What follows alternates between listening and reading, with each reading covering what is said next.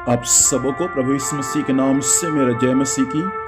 प्रियो परमेश्वर पिता को धन्यवाद हो। परमेश्वर पिता सुंदर समय दिया कि आज की सुबह हम हर दिन के समान परमेश्वर के वचन को सीख सके और आशीष और अनुग्रह को प्राप्त कर सके। इन बातों के लिए मैं जीवित परमेश्वर को धन्यवाद देता हूँ। मेरे साथ आज की सुबह परमेश्वर के वचन को पढ़ सकते हैं। मत्ती रचित सुसमाचार उसका 17 अध्याय उसका 27 पद। यहाँ ऐसा लिखा हुआ है, तो भी इसलिए कि हम उन्हें ठोकर ना खिलाए तो झील के किनारे जाकर बंसी डाल और जो मछली पहले निकले उससे ले। उसका मुंह खोलने पर तुझे एक सिक्का मिलेगा। उसी सिक्का को लेकर मेरे और अपने बदले उन्हें दे देना। परमेश्वर पिता इस वचन के माध्यम से हम सबों को आशीष दे। फिर एक समय था जब यीशु मसीह कफरनहूम जब गया, तो कफरनहूम जैसे प्रभु यीशु मसीह गया, कुछ लोगों ने पतरस के पास आकर कहा कि तुम्हारा गुरु मंदिर का टैक्स देता है कि नहीं देता है। तब पतरस स्वयं कहता है हाँ देता है। उसके बाद जैसे प्रभु यीशु मसीह के पास में आया, यीशु मसीह पूछा, है पतरस तुझे क्या हुआ, तू क्या सोचता है?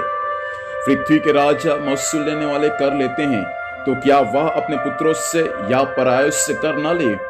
उसके बाद यीशु मसीह पतरस से वहां पर कुछ वार्तालाप किया। उसके बाद स्वयं पतरस का हाँ पुत्रों से नहीं लेता परंतु परायों से कर लेता है। यीशु मसीह ने कहा पुत्र बच गए, लेकिन हम किसी को ठोकर ना खिलाए, इसलिए हमको भी क्या करना पड़ेगा, कर देना पड़ेगा। इस बातों को ध्यान दीजिए। यीशु मसीह और पतरस और भी चेले हो सकते हैं, लेकिन यहाँ पर यीशु मसीह और पतरस का नाम दिया गया है। यीशु मसीह और पतरस जैसे परमेश्वर के मंदिर के पास पहुंचे, मंदिर में सारे लोग कर देते हैं, टैक्स देते हैं। पतरस और यीशु मसीह को भी कर देना था। पतरस और यीशु मसीह को भी मंदिर का टैक्स देना था। लेकिन यीशु मसीह पतरस को एक बात बोला, हे पतरस हम किसी को ठोकर ना खिलाए। मसीह जीवन में याद रखना, विश्वासियों परमेश्वर के लोगों, आपके जीवन से, आपके स्वभाव से और आपके व्यवहार से कोई ठोकर ना खिलाए। बाइबल के वचन में लिखा है, जो लोग ठोकर खिलाते हैं उसके लिए अच्छा होता कि चक्की का पाट अपने गले पर लटकाकर उसको समुद्र में डाल देते, ताकि वो इंसान समुद्र में जाकर डूब मरता। मैं आपसे कहना चाहता हूं विश्वासियों, परमेश्वर के वचन का ज्ञान आप रखते हैं, लेकिन इस बातों को ध्यान देना, आपका जीवन, आपका स्वभाव दूसरों के लिए ठोकर का कारण न बने। कई बार हम अपने ज्ञान का गलत उपयोग करते हैं। बाइबल के वचन के अनुसार ज्ञान घमंड को उत्पन्न करता है।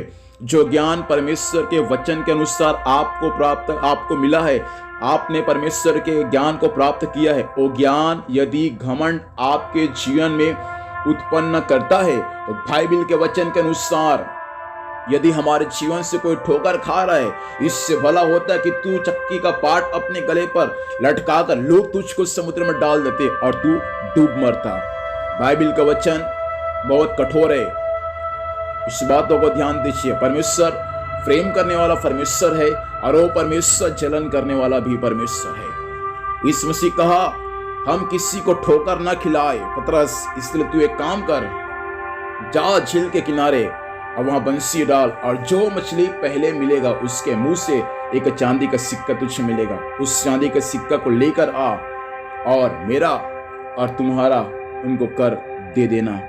प्रियो, यीशु मसीह पतरस को क्या बोला, हम उन्हें ठोकर न खिलाए। ठोकर खिला सकते थे, लेकिन उन्हें ठोकर नहीं खिलाया। आपकी जिंदगी से बहुत लोग ठोकर खाते हैं, इसलिए आज सावधान, किसी को ठोकर न खिलाए, लेकिन दूसरों को ठोकर खाने से बचाए और खुद ठोकर खाने से आप बचे। यीशु मसीह बोलता है पतरस को, जा झील के किनारे और बंसी डाल। बंसी डालने पर तुझे क्या मिलेगा? मछली तो बहुत सारा मिलेगा, लेकिन जो मछली पहले मिले उस मछली के मुंह में चांदी का सिक्का रहेगा। उस चांदी के सिक्के को उसके मुंह से निकालना और मेरा और तुम्हारा कर चुका देना। इस बातों को ध्यान दीजिए। जैसे पतरस जा रहा झील में, पतरस जैसा आशा के साथ जा रहा है, उससे कहीं बढ़कर आशा उस मछली को है कि कब मैं पतरस के पास में आऊंगा और पतरस मेरे मुख से उस चांदी के सिक्के को निकालेगा और वो सिक्का प्रभु का और पतरस का काम आएगा। जैसे पतरस झील के किनारे गया, मछली तो बहुत सारा मिला होगा, लेकिन एक मछली ऐसा था जो सबसे पहला मछली था, उसके मुंह में चांदी का सिक्का था। उस चांदी के सिक्के को पतरस से निकाला और निकाल कर यीशु मसीह के पास में ले गया और वो सिक्का यीशु मसीह और पतरस का काम आया। मैं आपसे कहना चाहता हूं, मछली एक विश्वासियों को दर्शाता है, एक विश्वासी को दर्शाता है। विश्वासियों, आपको आज की सुबह इस बातों को ध्यान देना है। मछली एक विश्वासी को दर्शाता है। आपके पास में आप जो कुछ करते हैं, अर्थात आपके पास में जो भौतिक आशीषें हैं, आपके पास में जो परमेश्वर ने धन और संपत्ति आपको दिया है, वो धन और संपत्ति पहला यीशु मसीह का, दूसरा यीशु मसीह के भक्तों का काम आना चाहिए। कई लोग बोलते हैं दान के बारे में पास्टर प्रचार क्यों करते हैं? दान के बारे में प्रचार इसलिए करना पड़ता है क्योंकि आप दान नहीं देते। वचन यदि बुरा लगता है आपको तो वचन सुनना बंद कर दीजिए, कोई आवश्यकता नहीं है वचन सुनने का। कई बार बोलते हैं चर्च में पास्टर केवल यही बारे में प्रचार करता है। पास्टर क्यों नहीं प्रचार करेगा? कलीसिया यदि परमेश्वर को नहीं देंगे तो पास्टर मजबूरी में प्रचार करेगा ताकि आप परमेश्वर को देना सीख जाए। कई लोग बोलते हैं पास्टर आप केवल दान के बारे में ही प्रचार क्यों करते हैं? दान के बारे में भाई प्रचार इसलिए करना पड़ता है क्योंकि आप नहीं देते। आप यदि परमेश्वर को देना सीख जाएंगे तो हम लोग दान के बारे में आपके बीच में प्रचार करना बंद कर देंगे, और जैसे आप देना बंद कर देंगे तो हम फिर प्रचार करना शुरू कर देंगे। हमारा काम है आपको परमेश्वर के वचन के हर एक बातों को समझाना और सिखाना। कई लोग दान के क्षेत्र में बहुत पीछे रहते हैं, कई लोग दशमांश के क्षेत्र में पीछे रहते हैं, कई लोग भेंट के क्षेत्र में पीछे रहते हैं, कई लोग चंदे के क्षेत्र में पीछे रहते हैं। प्रार्थना में, वचन में, पवित्र आत्मा में सब लोग आगे हैं। वचन को तो मत पूछो, वचन का भंडार को लेकर बैठे हुए हैं, लेकिन देने के मामले में जैसे आया ऑटोमेटिक उनके सिर से पसीना छूटना शुरू हो जाता है। आपको इस बातों को ध्यान देना है। आपको जो कुछ परमेश्वर देता है वो आपके लिए तो उपयोग होना है, लेकिन साथ में वो यीशु मसीह के लिए और यीशु मसीह के चेलों के लिए, पतरस के समान जो चेला है उनके लिए वो धन और संपत्ति इस्तेमाल होना चाहिए। बाइबल के वचन के अनुसार मछली के मुंह में जो सिक्का था यीशु मसीह का, दूसरा पतरस का काम आया है। आपके पास में जो कुछ आशीष परमेश्वर ने दिया है वो आशीष आपके परिवार के लिए दिया, लेकिन साथ में वो आशीष है यीशु मसीह का, और दूसरा यीशु मसीह के दासों का काम में उपयोग होना चाहिए।